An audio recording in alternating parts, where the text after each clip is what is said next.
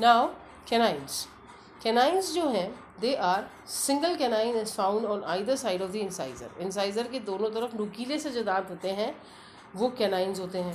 अपर jaw में canine जो है that is the anterior most tooth on the maxillary bone. Upper jaw में ये एंटीरियर मोस्ट टूथ है मैक्सिलरी बोन पे।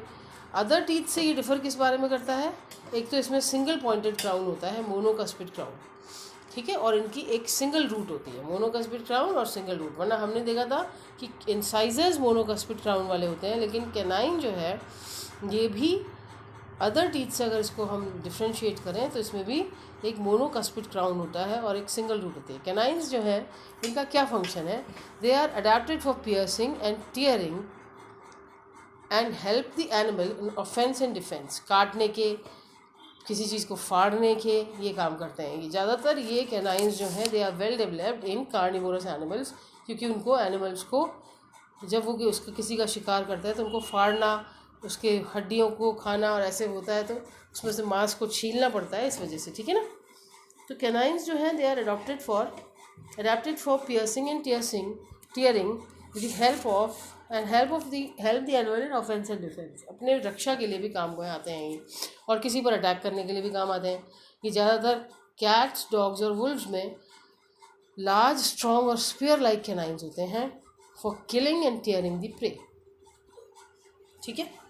तो ये बहुत इम्पॉर्टेंट वो है इसका कैनाइन्स के बारे में, ओके। अब इसके बाद जो नेक्स्ट जो टीथ है वो कैनाइन के बारे में एक चीज़ और आप लिख सकते हैं, ये मेल्स में ज़्यादातर लार्जर होते हैं, फीमेल्स में थोड़े छोटे होते हैं, ठीक है।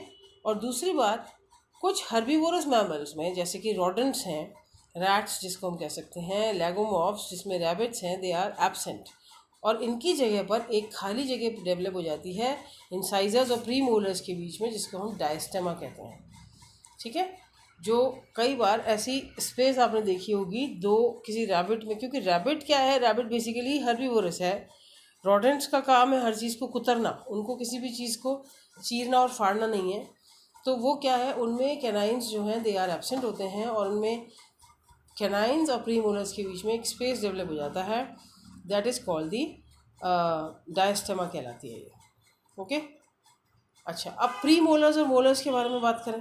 प्री मोलर्स और मोलर्स में क्या होता है, कैनाइन्स जो हैं उनके जस्ट पीछे प्री मोलर्स लोकेटेड होते हैं और उसके भी जस्ट पीछे मोलार्स होते हैं, जो कि कलेक्टिवली कहलाते हैं चीक teeth.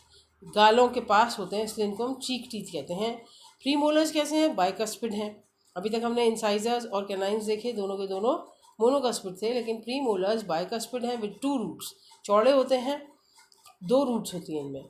They are meant for shearing and slicing, किसी भी चीज़ को शेयर करना हो और स्लाइस करना हो तो उसके लिए प्री मोलर्स काम आते हैं।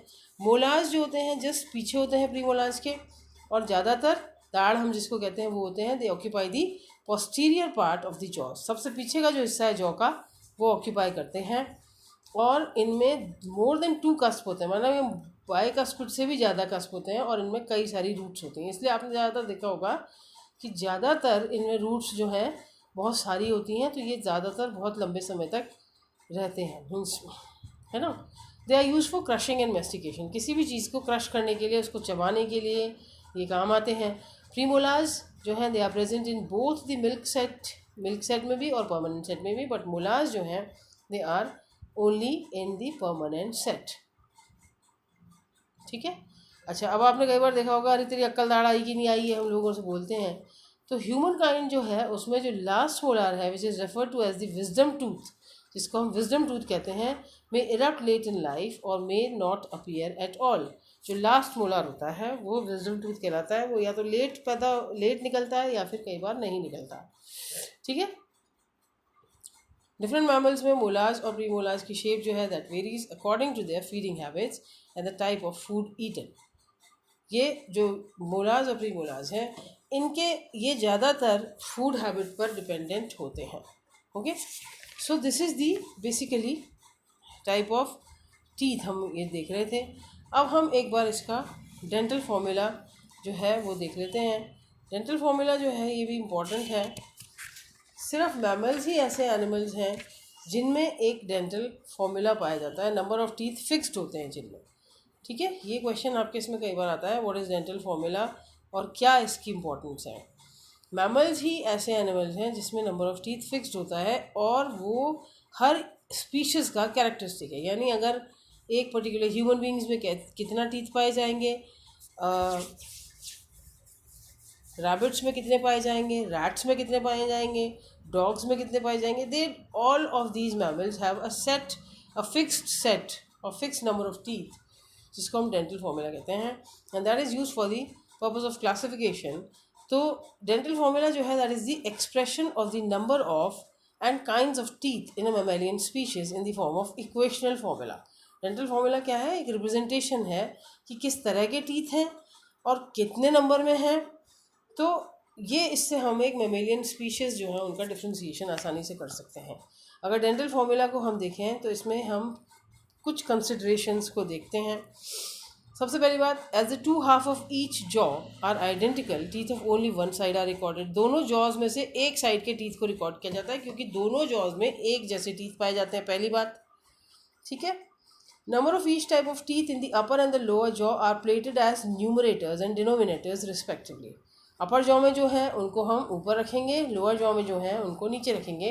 तो जैसे अपॉन करके हम इनको प्लेस करते हैं या इनको रिप्रेजेंट करते हैं। Different kind of teeth are denoted by the initial letters. जैसे अगर इंसाइजर्स है तो आई, कैनाइन्स है तो सी, प्रीमोलार्स है तो पी एम और मोलार्स है तो एम। ठीक है। सो अलग अलग तरह के टीथ को उनके इनिशियल लेटर से रिप्रेजेंट किया जाता है। I is used for representing incisors, C for canines, premolars के लिए PM और molars के लिए M। तो डेंटल फॉर्मूला अगर हम ह्यूमन डेंटिशन का देखें तो that can be as follows: 2 incisors, 1 canine, 2 premolars and 3 molars. This is in the upper jaw, and similarly 2 incisors, 1 canine, 2 premolars and 3 molars in the lower jaw. अगर हम इसको represent करें तो हम कैसे रिप्रेजेंट करेंगे? 2 1 2 3 अपॉन 2 1 2 3।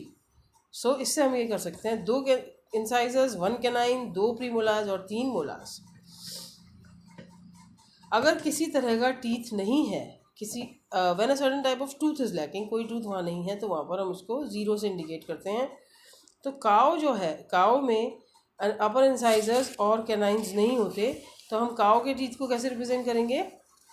काव के टीथ को रिप्रेजेंट करेंगे 0 0 3 3। ऊपर अपर जॉ में नहीं होते हैं उसमें, और नीचे होते हैं तो 3 1 3 3। ठीक है। So this is how dental formula is very important, और इसलिए हम डेंटल फॉर्मूला को कैरेक्टरिस्टिकली उसके लिए लेते हैं, स्पेसिफिकेशन के लिए, आइडेंटिफिकेशन के लिए।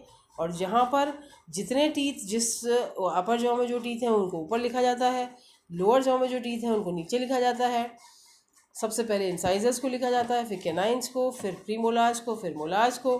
जो टीथ या जो टूथ एब्सेंट है उस पर्टिकुलर एनिमल में, अपर जॉ में एब्सेंट है तो वहाँ 0 लिख दिया जाएगा, लोअर जॉ में एब्सेंट है तो वहाँ 0 लिख दिया जाएगा। ठीक है। So this is about the dental formula. Okay.